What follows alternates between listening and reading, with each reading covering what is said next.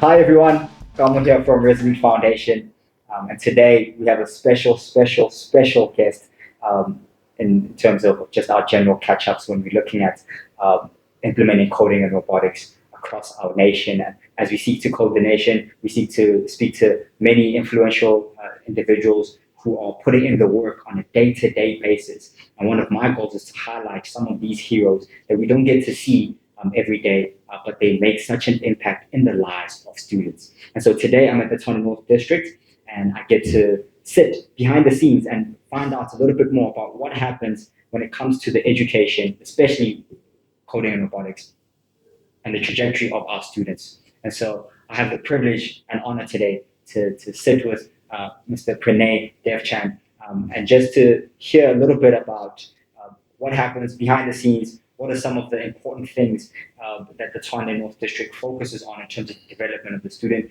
and some interesting facts in terms of what we don't see happening on a day-to-day basis, but are very crucial for the outcomes of our students. And so, Mr. Pranay, thank you so much for your time. Pleasure. Great. So, just for the audience, would you please just detail what your role is and what it looks like on a day-to-day basis? Sure. My name is Pranay Devchand. I am the Chief Education Specialist for Information Systems and Strategic Planning. So there's two large components in that particular job title. One is information systems.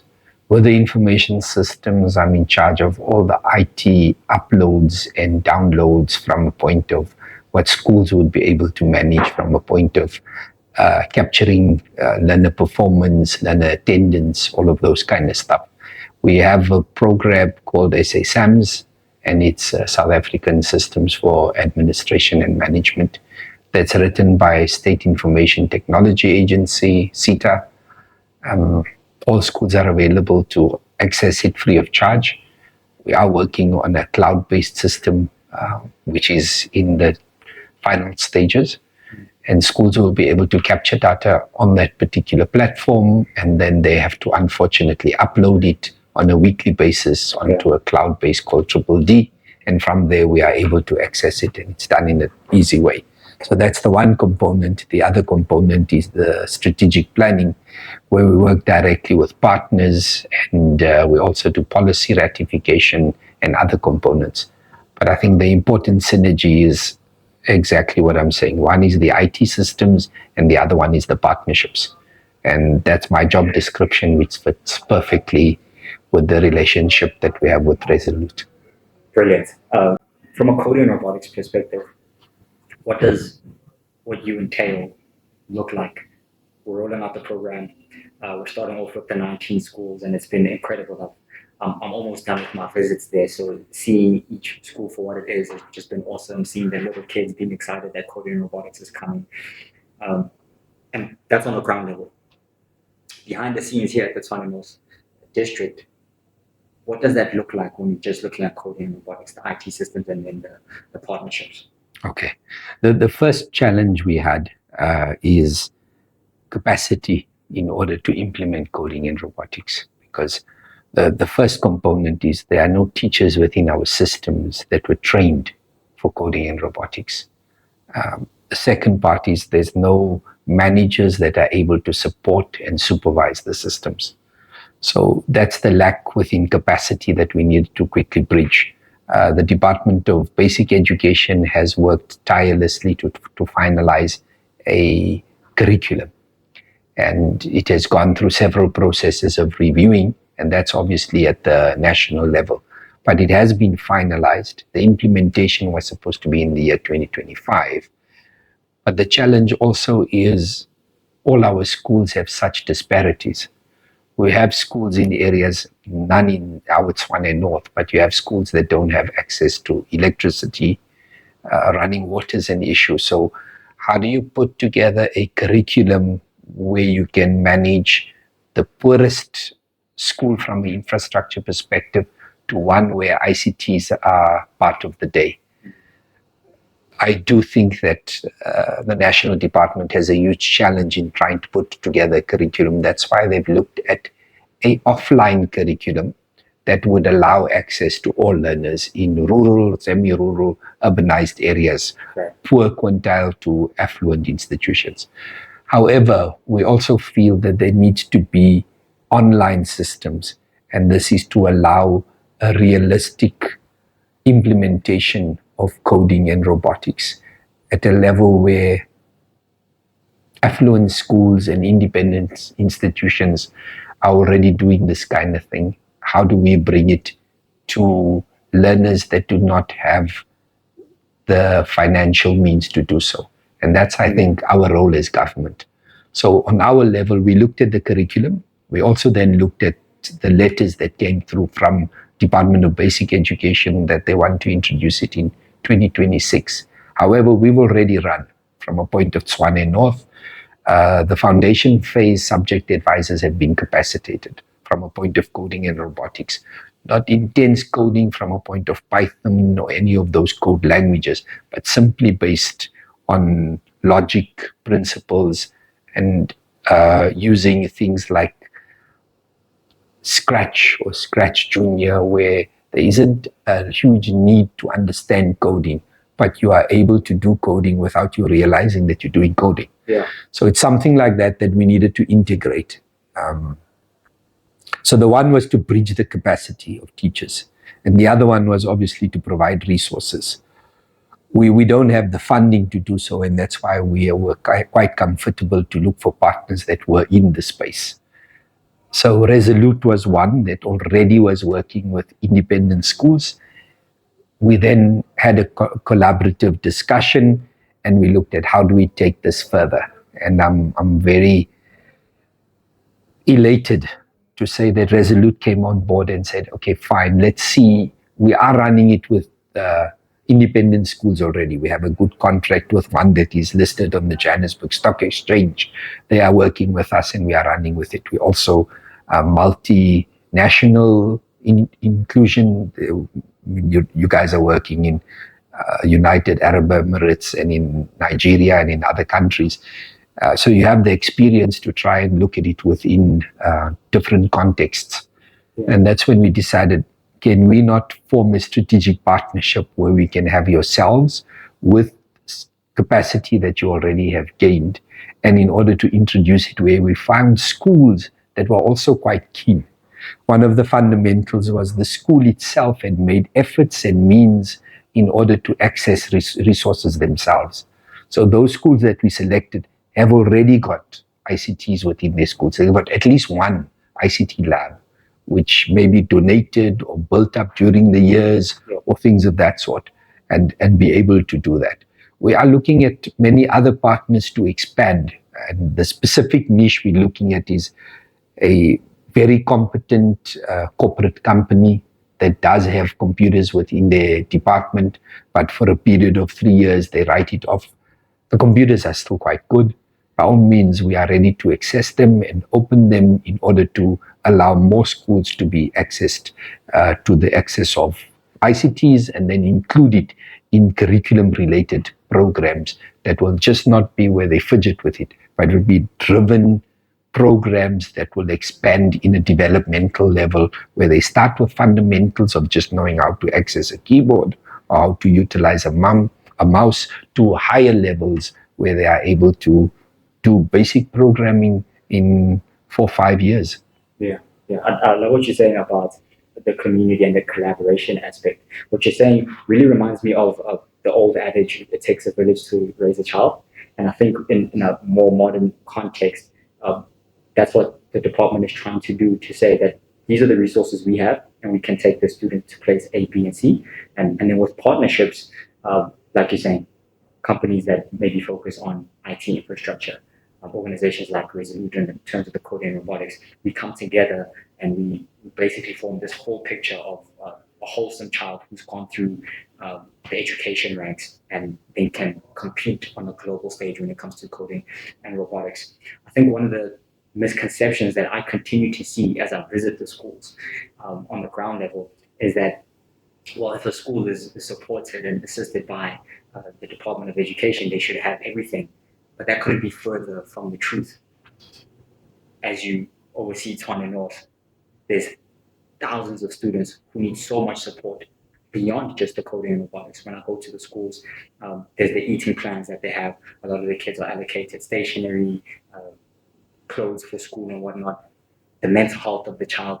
You have to take all of this into consideration. And so, are there any other misconceptions or things that people don't see from a layman's perspective? Because we just go around going about our days. So when we hear about coding and robotics in the department, we think, oh, they just have everything. Is there anything that people are missing on a day-to-day basis? Yeah, too much. Firstly, just as a district, okay, in perspective, we have 15 districts in Gauteng alone. We're the second largest populated province in South Africa. So you have KZN, which is the largest, and we're very close to them. But it's also, we are one of the smallest. So it's a highly dense populated province. So in Tshwane North, we look after 172 schools in total. And the 19 schools we're doing the Resolute program is only a small little drop in the ocean. But the intention, obviously, is as we make that available, we will try and link schools nearby to also be part of a network that will slowly mushroom into a larger exposure.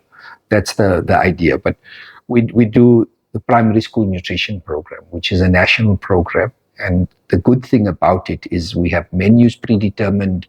It's a well-structured program. We have voluntary food handlers that are in the program also. They come from unemployed ladies from the community. We give them employment, but we also allow them, and I won't say it's employment, that's why we call them voluntary food handlers. So we pay them a stipend, but already it's commitment to the institution.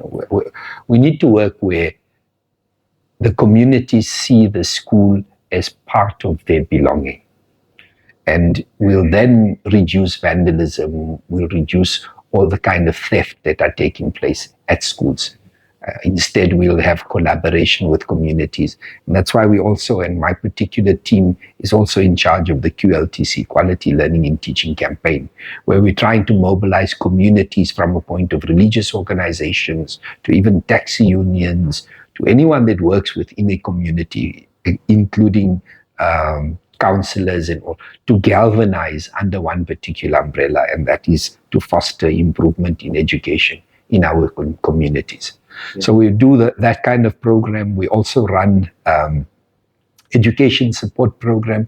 We have psychologists, and we have a collaboration with Department of Social Development where they place social workers within our context, and we then target schools where there's a huge need. We do a blanket assessment, which is called SIAS, in order to understand learners that are having special educational needs, and then to channel them into the right institutions in order to try and look after their special needs.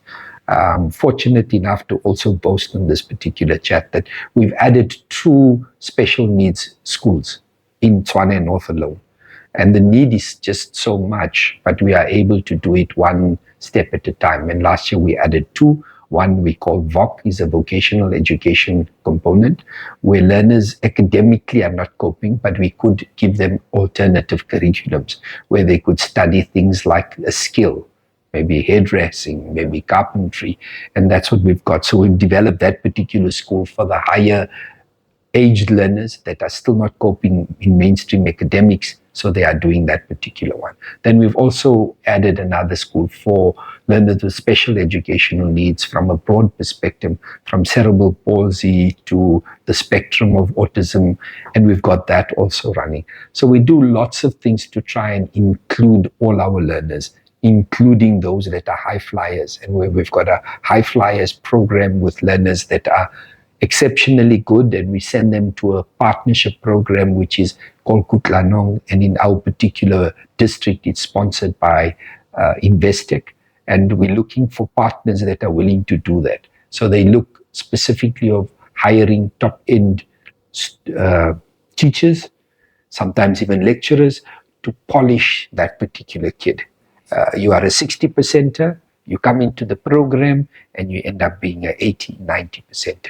With that program, annually, we manage to, in the grade 12 exam, gets within physics or mathematics, 300 out of 300. We've had those kids. Last year, 2024, we had one particular child, got 100% in physics. So there's those programs, and unfortunately you can't look after all, but we look after higher end, and we still got programs for that. Lower end special education needs, schools that are in need of youth support. So we do a basket of things. Yeah, that's beautiful, because I think most people don't know half the things that departments have to worry about when it comes to developing the student in the classroom. And so, as you oversee Tshwane North in your specific role, what is your hope heading into 2030 in terms of the student that you want to produce? That's a utopia. But the reality is you want to try and create. I think I'm going to be a little bit clear that our role as government is to try and help the lower end. As they create more opportunities, they'll bridge the gap, and it's a socio-economic level. You got those that are on the higher level and they are able to look after themselves from a financial means. They'll also access affluent schools. They'll also make the schools that they are working with stable. I mean, we have a quintile system of ranking schools based on the socio-economic environment they are from. So quintile 1 is where it's the lowest economic school, and quintile 5, and that's the ranking. We have sort of collapsed that into two levels. One is fee-paying school and the other one is no fee-paying school. And how we manage it is the per child payment in no fee schools is a large amount. In fee paying, it's less. And we obviously know that parents will be able to subsidize the differences and create those opportunities. The reality is our budget is not Infinite. 100%. It's not infinite. And that's why we need to target it to where it's really needed. And that's why the quintile system and even our interventions, we try to do it where there are institutions that are trying to help themselves, but they need a big brother to help a little bit. And I think that's the role of government. We need to be the big brother in order to help them to help themselves and move further.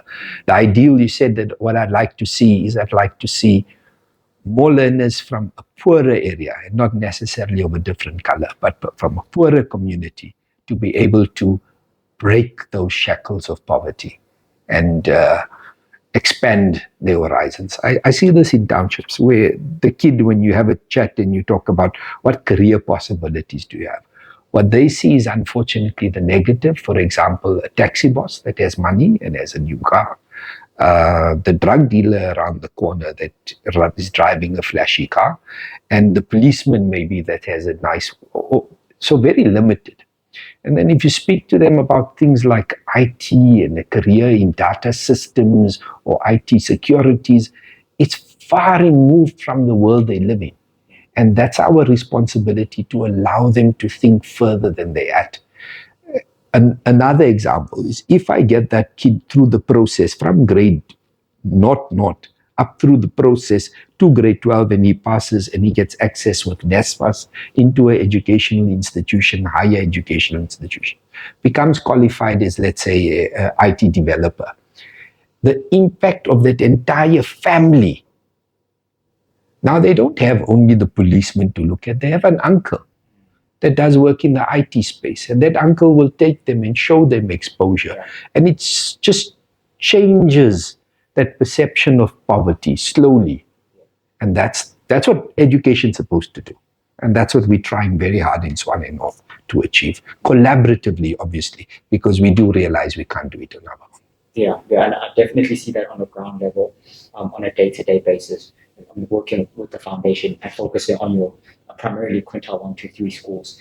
I think it's almost like there's two worlds as we engage with our audience, as we meet with the school. One world where you're speaking of your quintile 5, your private schools, independent schools, where, like you're saying, for the most part, they're able to subsidize and just pay their way through school, and may even enter into a place with more resources, and then they just fly from there. And then there's the other side of the coin, and I don't even want to call it a coin to say it's 50-50. I feel like it's more 90-10 in terms of there are huge parts of South Africa where what you just described is the reality of millions of children, and we lean more to there than your paying schools. And so I think on one end, if the people in this audience over here sort of think of why can't government do more? Meanwhile, I think when you jump into that other bucket and you go to a Mamelodi, you go to Soshanguve, you go to a Philippi or wherever the impoverished areas are, you actually see the impact that departments actually have on a ground level, food programs, like you're saying, access to digital tools, and the trajectory of the child then starts to change. I'll give you an example. Last week I went to one of the schools that we're doing the program with, and I asked the student what they want to be, and they said they wanted to be a social worker. Yeah. And then I asked their friends, and they wanted to be a roof painter. Yeah. And I was like, why is that? And the other kid says, well, the social worker visits me a lot, and she's very nice. And then the roof painter is, they just see them around in the community. Meanwhile, if you go to a more affluent school, it's all sorts of careers. And with access to social media, it's all these specific things. And I love the direction that Tshwane North is taking in terms of being the big brother, because you get to see it on a ground level. And so, Pranay, I just wanted to extend our gratitude as Resolute in terms of partnering with us to start with this drop of water, like you're saying, with the 19 schools. Because I feel like our visions also overlap in terms of developing or opening the eyes of the student to see that there's so much more that they can do, and getting to see the students after innovation days and STEAM days to say, I actually want to do something with regards to this. They might not necessarily have the name in their head to say engineering or data science or anything like that, but they're like, wow, I can actually solve problems when I start to think in this way through this textbook that's been given by the department. And so I just wanted to say a huge thank you, and we look forward to hopefully in the future impacting thousands of more students together. I just want to say thank you. I think the thank you is also from us. We need to push the envelope quicker, and budget doesn't allow. And the only way we can is if there's collaboration. I mean, Resolute is just one of our partners, and we know we are making a shift within that particular component, and that's the ICT space and coding and robotics. And everyone seems to be jumping into that space because it's the new fad, coding and robotics, and some don't even know what we're talking about. But that component is one, and we are able to build on it. Just the basic understanding and the impact will also improve the person's self-worth. When you look at that youngster who has a torn shirt and is coming to school and then suddenly he's able to do something magic and make that thing move when he programmed it, you see the sparkle in their eyes, you see the will, the vision that I can, and it changes their whole self-concept. And if you're just standing on the side and you're seeing that happen, what a brilliant opportunity. And that's when you start also realizing, I'm happy with the job I'm in. I make such a big difference in so many people's lives. So it's collaboratives from Resolute Foundation. I mean, what you guys do is brilliant. And that's exactly where we want to go. We just hope that as people see this particular chat, they add more so we can do more. Yeah. That's the intention. Thank you. Thank you so much for your time. Sure. Until next time. Thank you. Thank you for the chat.